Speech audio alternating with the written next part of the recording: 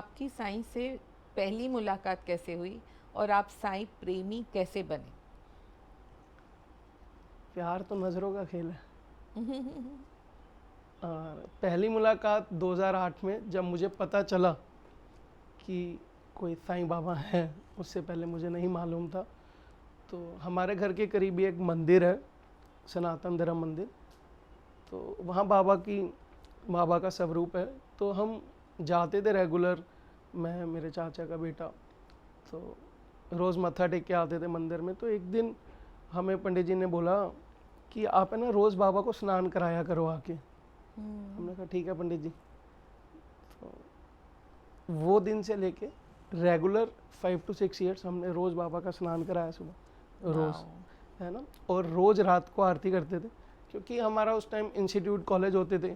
तो सुबह जल्दी आके स्नान करके हम चले आते थे, और फिर रात को जब शाम को आते थे तो रोज़ रात को फिर हमारा पूरा फ्रेंड सर्कल फिर धीरे धीरे करके और भी बाबा के डिवोटीज जुड़ने लग गए। तो ये 2008 से सिलसिला शुरू हुआ, और ये अब जन्मों जन्मों का बाद में पता चलता है कि हमारा बाबा से कोई नाता है। 100%। ऐसे ही कोई बाबा से नहीं जुड़ता, ये पुराने जन्मों के नाते हैं। तो वो वक्त एक होता है कि वो जब ये हमें अपने साथ जोड़ लेता है, और धीरे धीरे धीरे धीरे धीरे करके ये रियलाइज़ होता है कि हम उसके हैं और वो हमारा है। ये फिर हम कहते हैं ना कि हमारा कोई ना कोई नाता है बाबा से पुराना। तो वो हमारी लाइफ का कुछ वक्त गुजर जाता है, उसके बाद पता चलता है। और आज जब मैं समाधि मंदिर जाता हूँ तो देखता हूँ न्यू बॉर्न बेबी, छोटे छोटे बच्चे, है ना, कैसे बाबा की समाधि पे मत्था तो मुझे कहीं ना कहीं फील होता है। मतलब तब ये होता है कि हम जब छोटे थे तो हम तब क्यों नहीं है। वो 18 साल जिंदगी के मेरे को लगता है कि हमारे मिस हो गए। वाह, आप इतना क्लोज हो फिर भी आप ऐसे बोल सकते हो। क्लोज जितना हो जाए उतना कम है बाबा के। I am sure. साईं को बहुत लोग साईं माँ कहते हैं, क्या आपको साईं में कभी माँ दिखती है? ये बहुत मतलब नाजुक सवाल है मेरे लिए, क्योंकि मैंने अपनी माँ को खोया है। तो मतलब मैं ऐसा था कि मैं मम्मी के बिना रहता ही नहीं था। तो 2008 में जब से पता चला कि बाबा ऐसे हम मंदिर जाते थे रोज, तो मेरी मम्मा है ना बाबा के है ना वस्त्र बनाते थे। मतलब मेरी मम्मा, मेरे चाची सारे मिलके है ना, तो बाबा को नया चोला चढ़ाते थे जब भी। तो वो खुद अपने हाथों से सिपियाँ लगाती थी चोलों के ऊपर बाबा के ऐसे।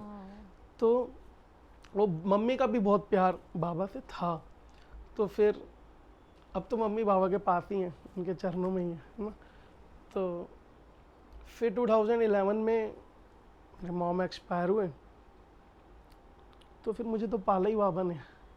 तो मेरे लिए माँ उस मतलब हम जब भी मतलब परेशान होते हैं, मेरे साथ तो ये है सही और मेरी आखिरी सांस तक रहेगा कि हम जब भी कितनी मुश्किल में होते हैं तो हम किसको ढूंढते हैं? माँ को। माँ को। मेरे पास है नहीं, तो मेरे पास तो बाबा है, तो मेरी माँ है। तो लोग मामा कहते हैं, मैं कहता हूँ बाबा ऐसा हो गया, सही बात है, अब क्या करूँ बाबा, ये हो गया। और जो खुशखबरी होती है तो भी बाबा आज ऐसा हो गया, थैंक यू। और जब दुख होता है तो मतलब मैं कभी उससे गिला शिकवा किसी चीज़ का नहीं करा आज तक, और आखिरी तक नहीं करूँगा। मेरा उससे कोई गिला शिकवा लड़ाई नहीं है। मैं लोगों को देखता हूँ कि वो चीज़ों के मतलब लिए बाबा से लड़ जाते हैं, मैंने आज तक कभी ऐसा नहीं करा। बस मुझे ये है कि तूने जो दिया है ना वो शुक्र है, श्रद्धा और सबूरी पूरी है। मेरे को चीज़ों से प्यार नहीं है। तो उसमें मेरे को एक चीज़ ये याद आती है कि दिखावे की सब चीज़ों से परहेज है मुझे, मेरी ज़िंदगी सादगी में बीती है। दिखावे की सब चीज़ों से परहेज है मुझे, मेरी ज़िंदगी सादगी में बीती है। मैं एक फ़कीर का गुलाम हूँ, यही मेरी रईसी है, यही मेरी रईसी। लवली। यही आपकी जो पोएम्स हैं वो लोगों को पागल कर देती हैं। It's beautiful. वो कैसे निकलती हैं, मीन्स ऐसे लगता है जैसे मतलब रूह से निकल रही हैं। ऐसे नहीं लगता है कि वो आप कहाँ से बोल रहे हो। It's beautiful.